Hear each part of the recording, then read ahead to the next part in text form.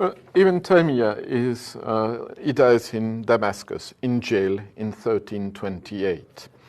And he has been misused during the 20th century by some of the most extremist Islamists.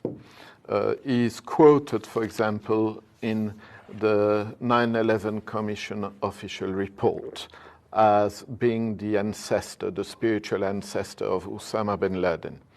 So to work about him is also to go a little bit into a minefield.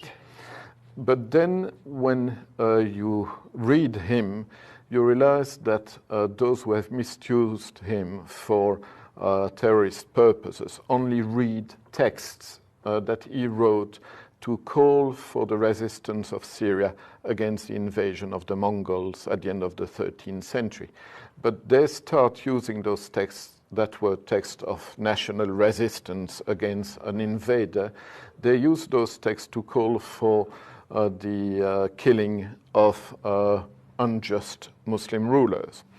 And so if you go to other texts written by Ibn Taymiyyah, you realize that he was the most loyal subject of the Mamluk sultans under whose authority he was living, and who were not better than the Mongols. And you realize that he is caricatured, he is reduced to just a few pages that he wrote against an enemy.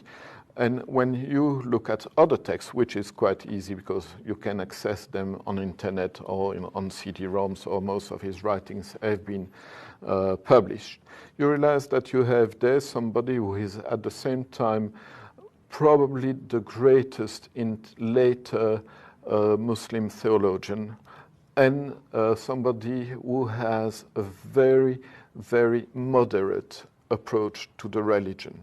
He is a mufti, which means a religious scholar who has to give opinions about everything, every aspect